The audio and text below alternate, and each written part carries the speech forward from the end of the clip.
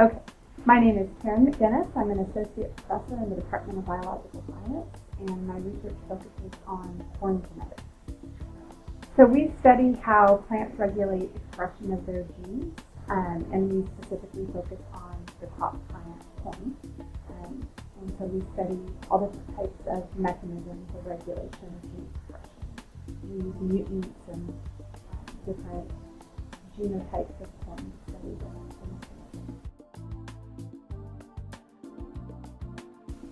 I got my career award in 2010.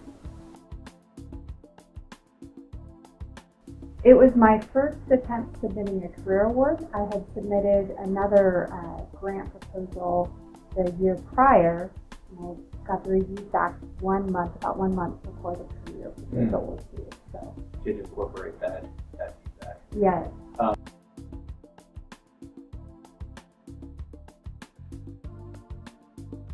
Right, and it was very early in my time at FSU also. So I arrived here in 2008 and applied for my first round of grant proposals in 2009, and then had reviews on that round of proposals, that the proposal I submitted to NSF, and then about 4 or 5 weeks in the round.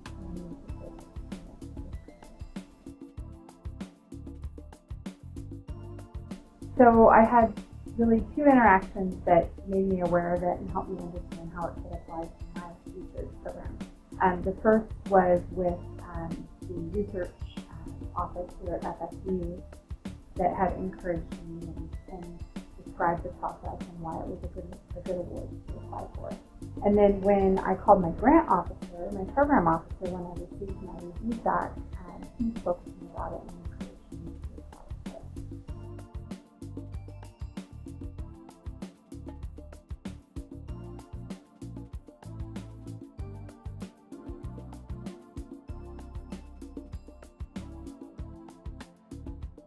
Yes, so my first proposal was not very similar to my career proposal. My career proposal was quite different from the grant they had initially reviewed for me. And actually my career proposal was awarded by that program officer's directorate, that program officer's program, and another program as well, so it was shared funding for that. And so the program officer talked with me a lot about the scope of a career award, and also talked with me about the aspects of the proposal that I had submitted that he thought would be most appropriate for a career award. So that really involved making what had been a very small part of the first proposal into almost the entire proposal, and really building that out into a 5-year plan. So it was a substantial difference from my first proposal, and I got a lot of guidance from the program officer about what types of things they might be interested in, really how to make that into the type of plan and the type of proposal that would be appropriate.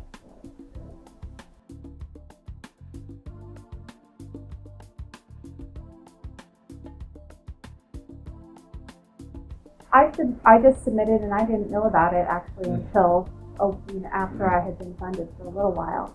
And I think this is a common thing in NSF, at least in biology, where there might be more than one group that's actually interested in the research, and they can leverage their funding by sharing some of those proposals.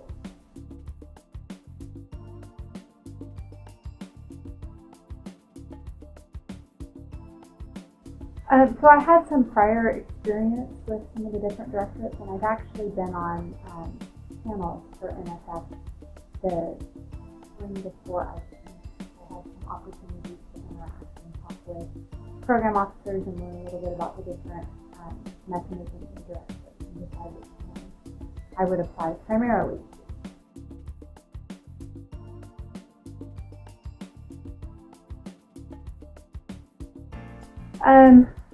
So I think for the career award, it was really important to think about my overall goals for myself as a researcher and an educator.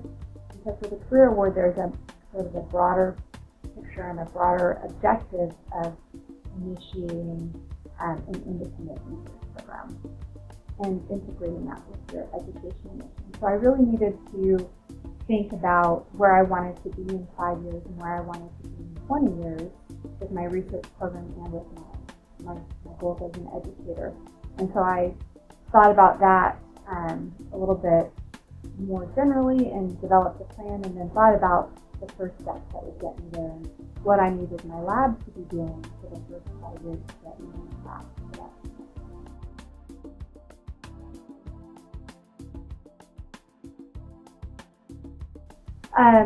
So in terms of scientific resources, the standard things that I would use are the primary literature, and then making sure that I've described the background of the field, the things that we already know, and what the major interesting questions and gaps in knowledge are. In terms of more generally, there's a lot of information that you need from the fact sheets about writing grant proposals, other sorts of budget facts and figures that you need to incorporate. And my department has an office and a grant manager that helps a lot with that. I also interacted with some of my colleagues in FSU and in the Department of Education to develop some of my broader impact activities, because we have really great expertise in terms of how to do creative and interesting and integrate good practices with education and my field of research. What kind of things did you use for this? So I did some active learning exercises. I developed them and used them in my large lecture classes. And then another important part of my broader impact was basically just the involvement of students in the research itself, and that included students from high school, summer intern type programs, all the way through graduate.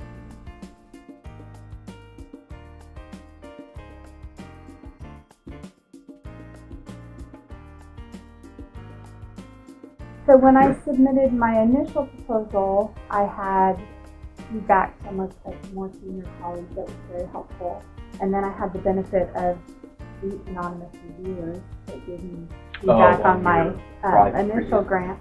But when I submitted my career award, I had a very short turnaround time. So I had my postdoc look over the proposal.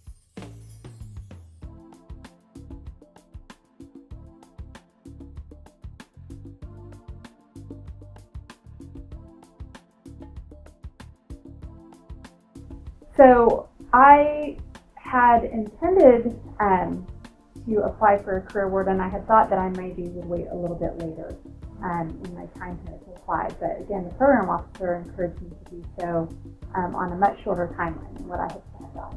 And so my original grant went in November, and I received those reviews back in late May, early June, and I submitted the career award in July. So I had 5 weeks to make the revised proposal. And so I had a general plan to submit a career award for a few months before that. That has been my intention since I came to FSU. But in terms of the actual planning and writing,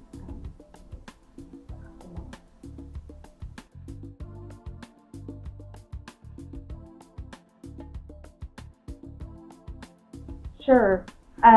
So my proposal was, NSF has a format or a template where they like you to have your research goals and your broader impacts described as separate sections to make sure that the broader impacts get a good, thorough description in addition to the research plan. And so my proposal was organized that way.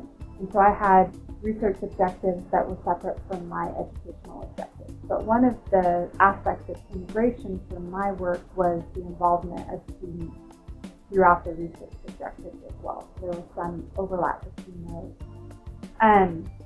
And basically, from a scientific perspective, my proposal involved identifying and characterizing a series of mutants and having a set of experiments that were done to study a few different aspects of those mutants.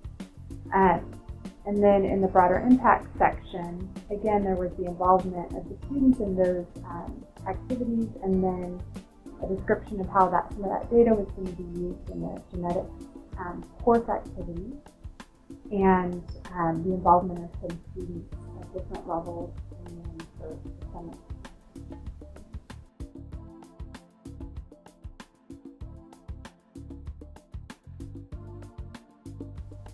So interestingly, I think my career proposal came in just before they started emphasizing assessment, the way that they emphasize assessment now. So I've actually had a lot more experience thinking about assessment for my grant since my career proposal.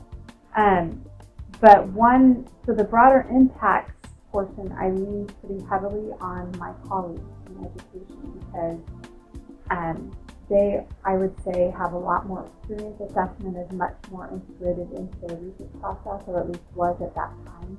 And so they provided some information about how some of the similar programs were assessed and basically we used that information. In terms of research, in general, when you have a publishable answer, when you've addressed the questions that you wanted to address, that's a good hallmark.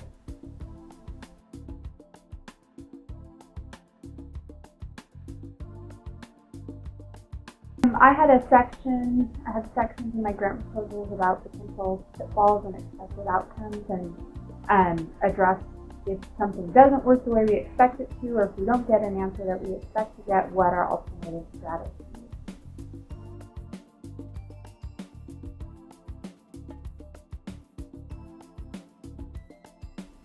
So one of my goals was to broaden inclusion, and so the way that I addressed that was just by describing my plans for recruiting and integrating students from underrepresented groups into research projects.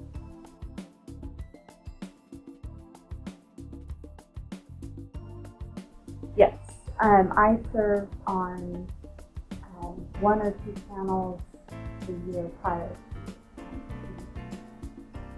Were they grant panels? They were grant.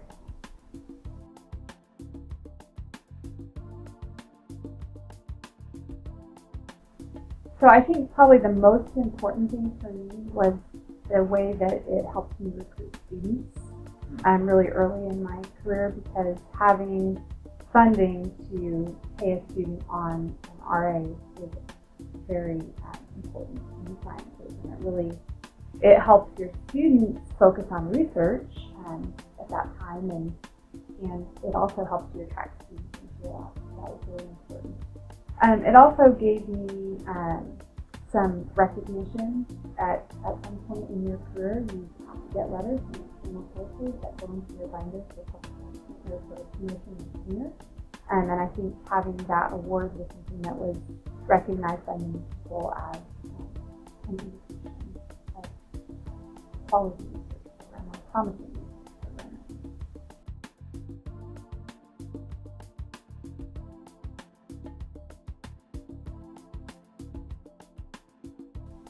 I would definitely advise faculty to apply. So one thing that I have found is that many different groups are nervous about applying for NSF, and specifically for career awards, because they think it's going to be this really overwhelming educational component that doesn't fit with their job responsibilities at a major research university. But one of the conversations that I had with my program officer was how they recognized that researchers at different types of institutions had different types of responsibilities. And at least in my directorate, they didn't expect your research and education component to be out of balance with what your job description was at your institution. So I would say, I think people should talk to their program officers and not assume that career is out of reach for them in terms of those expectations. And I don't know what the typical experience is for different applicants. I did not expect to get my career award on my submission, but that happened, and so I don't know. I would say reviews are very helpful, and so even if you aren't awarded the first time, submitting a high-quality proposal as soon as you can have it ready is going to give you a lot of useful feedback, not only in writing your proposals and being successful the next time, but in really thinking critically about your science. to, at very least, the peer review process is helpful. Any other last advice for I can't think of anything, but good luck. Okay. Thank you.